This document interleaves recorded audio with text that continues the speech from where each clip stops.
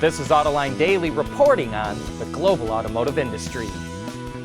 As the UAW strike grinds on, GM and its hourly workers are losing a lot of money. Merrill Lynch estimates GM lost $2 billion in profits so far, meaning UAW workers have lost $2,000 in profit sharing. They've also lost around $4,000 in take-home pay. Even so, GM promised that it would pay workers an $8,000 signing bonus to ratify the contract, so they'll make all that money back and then some. Well, here's our Autoline insight. We think GM made a tactical error by publicly announcing the signing bonus. That sent a signal to strikers that they could hold out longer, because the company would cover their losses once the strike was over. Based on multiple media reports, it looks like we're getting close to a settlement.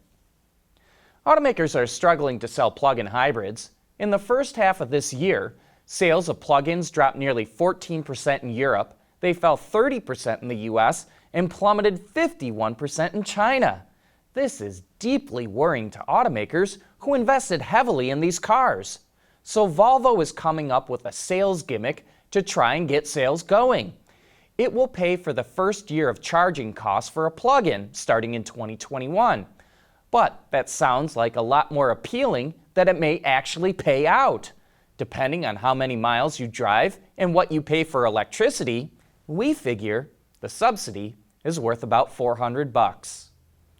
Jeep owners are some of the most loyal out there, and they don't like fakes, even digital ones. Apple drew the ire of many Jeep fans because of the blue vehicle emoji that would pop up whenever you type Jeep into an iPhone text. The emoji looks nothing like a Jeep, which led to a lot of complaints on social media. But Jeep fans can rest easy now because the emoji no longer appears when you type Jeep. While Apple didn't say why it got rid of the emoji, it's clear the backlash had something to do with it.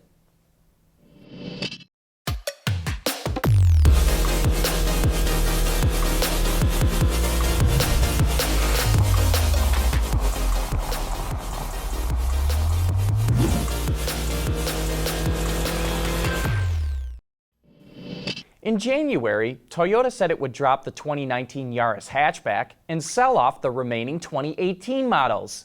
Well, it looks like that was a move to clear out inventory for an all-new model. It will be the first compact vehicle to be built off of Toyota's new global architecture and features some pretty expressive styling. Let us know what you think in the comments section. A 1-liter 3-cylinder engine mated to a CVT is the standard powertrain setup.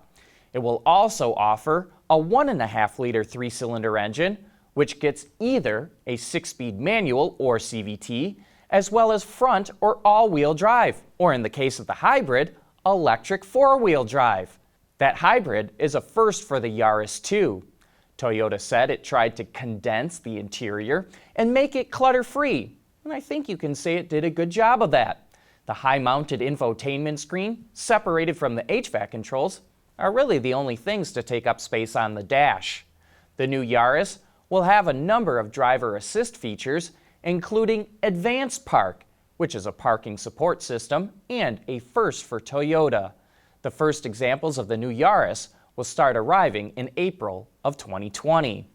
And speaking of new vehicles, Volkswagen unveiled a fastback version of the Atlas SUV.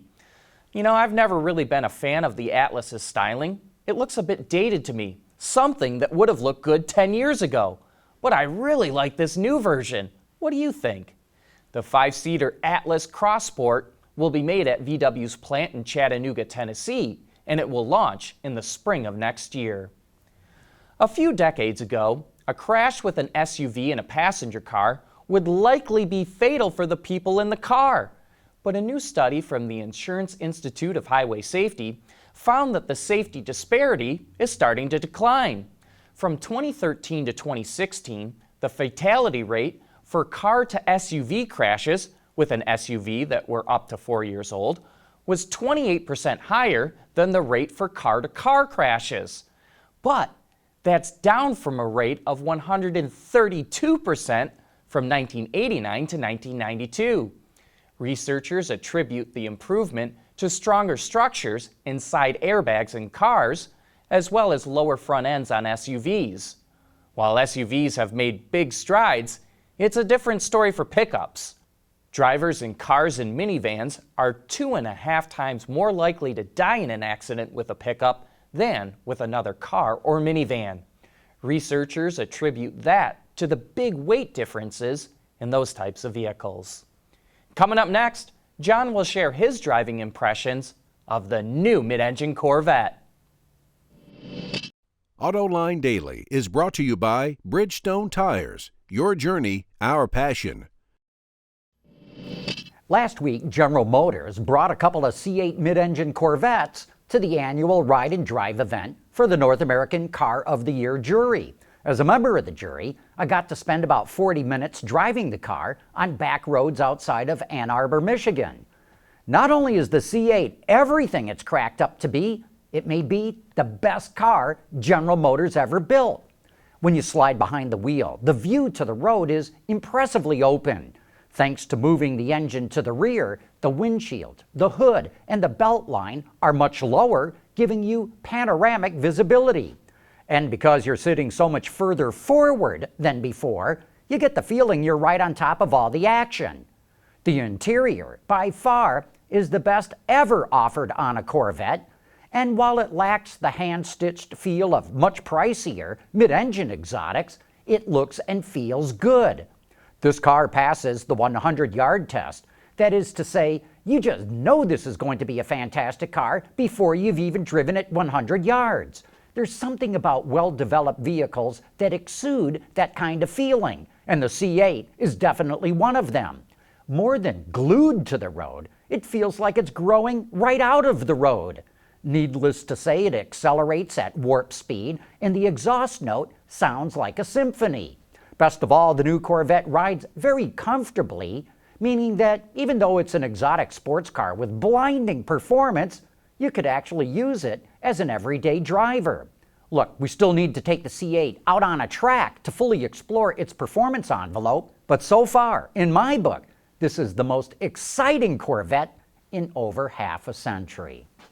Hey, no doubt the C8 is going to be a big topic of conversation tomorrow on Autoline After Hours, when Bob Lutz will be our special guest.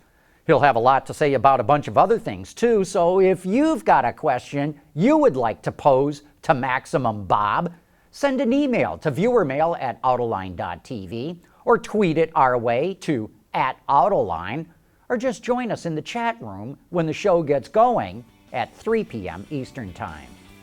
Anyway, that brings us to the end of today's report. Thanks for watching, and please join us again tomorrow.